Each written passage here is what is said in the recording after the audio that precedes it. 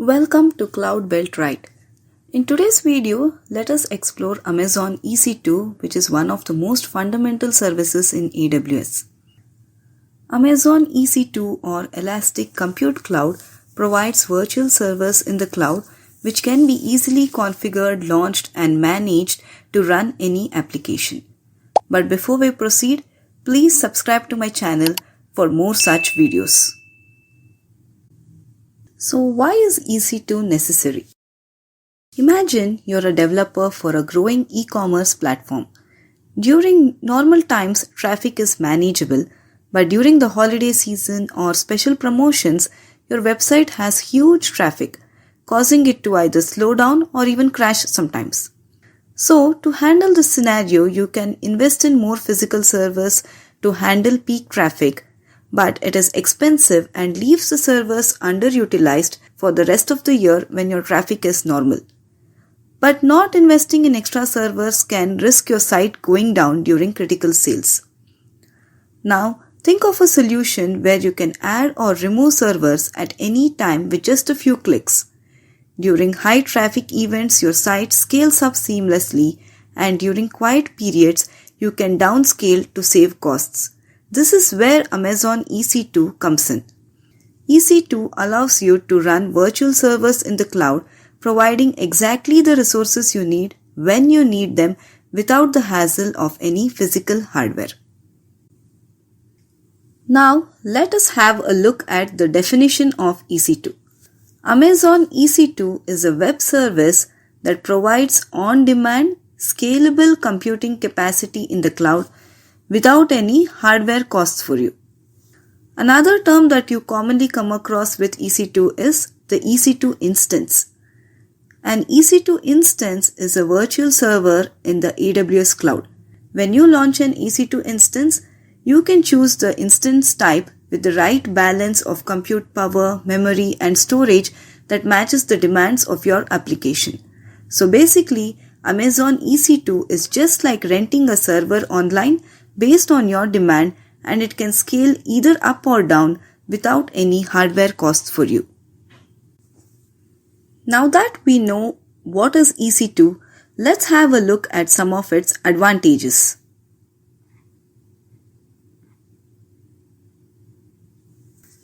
The first one is scalability. EC2 lets you easily add or remove servers in just a few minutes. This means you can handle sudden spikes in traffic without any hassle and reduce resources when they are not needed, thereby saving huge costs for you. The next advantage is cost savings. You only pay for the time you use EC2 servers. Choose different pricing plans depending on your workload. Short-term plans for quick tasks or long-term plans for regular applications, or discounted options for big data jobs. The next advantage is global reach and faster performance. EC2 has data centers worldwide, so you can host servers closer to your users, thereby improving your application speed and reducing the latency to your users. The next one is built-in security. EC2 has multiple security features. You can set up private networks, manage who can access your resources, and also control the flow of traffic to keep your data safe. The next important one is reliability and high availability. AWS has a global network of data centers, allowing you to deploy applications with redundancy. So if one data center goes down, others can continue running. This setup helps you to meet high availability and disaster recovery needs. The next one is quick deployment and easy testing. EC2 lets you to quickly launch and test different setups without having to commit to long-term resources. This is great for development and testing phases where flexibility and experimentation are needed. Next important concept is the EC2 Instance Types. We already came across the term instance type in the EC2 definition slide.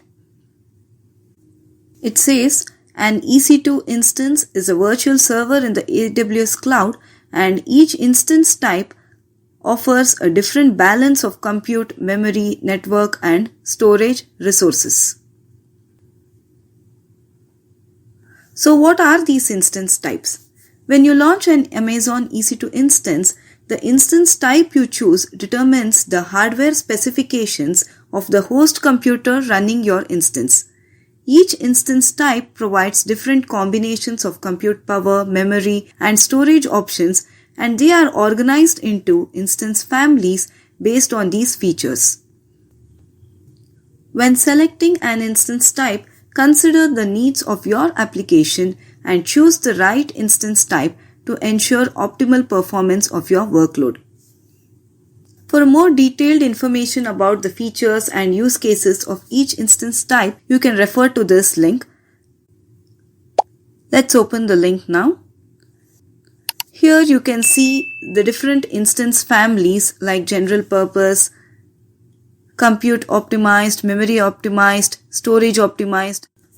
Let's have a look at general purpose. It says that general purpose instances provide a balance of compute, memory, and networking resources. So it's basically ideal for applications that use these resources in equal proportions. And under general purpose instance family, you can see multiple instance types like T2, T3, M4, and so on. Here you can see the characteristics of each instance, like the number of vCPUs, the memory it has, the storage, and the network performance. For any hands-on in future videos, we'll be using the T2 Micro since it is free tier eligible. Similarly, you can explore compute optimized and have a look at all the different instance types under this instance family, and also the characteristics of each instance under this. Similarly, feel free to explore all the different instance families, and also you can go through the characteristics of each instance and you can select the most suitable instance type for your application needs. The next important aspect to consider while choosing the EC2 instance is the price. Let's have a look at some of the pricing options that AWS offers. The first one is on-demand instances. On-demand is like pay as you go. You pay by the hour or second for every instance you launch without any long-term commitments. This is perfect for short-term or unpredictable workloads where you need the flexibility to start and stop instances without worrying about any contracts. The next option is savings plan. Savings plans offers cost savings if you are ready to commit to certain amount of dollars spent for either 1 or 3 years. With this plan, you can save across different instance types and regions while keeping some flexibility. It's ideal if you have a more predictable usage pattern but still want some room to adjust instance types.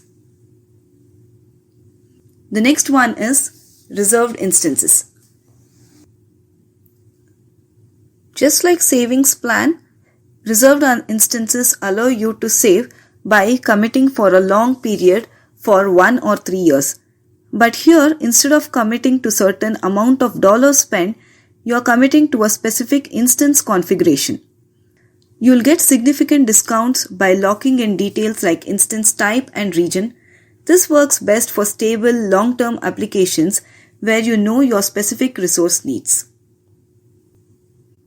The next one is spot instances. Spot instances are the bargain option where you bid on spare AWS capacity at a major discount. However, AWS can reclaim these instances when needed, so they are suited for applications that can handle interruptions like data processing or batch jobs. The next option is dedicated host. Dedicated hosts are physical servers dedicated to your use. This level of control is ideal if you have strict regulatory requirements or software licenses that need dedicated hardware. It's like renting an entire server in the cloud. The next is dedicated instances. With dedicated instances, you're running on hardware dedicated to your AWS account, but without the full control over the host. This is a great option if you just need physical isolation without needing to manage the underlying hardware. And the next one is capacity reservations. With capacity reservations, you can reserve capacity in specific availability zones so you can guarantee access to resources when you need them. This is useful for applications that need guaranteed availability in particular locations, ensuring you have resources ready whenever you need it. For more accurate pricing plans, you can check out this link. I'll leave both the links for the pricing and the instance types in the description box. Let's open the pricing link now. Let us have a look at the on-demand pricing. Click on this. You can filter the instances based on the region, the operating system, or instance type. I'll just leave it as it is. Scroll down. And here you can see the on-demand hourly rate for the different instances. And this is for the on-demand plan.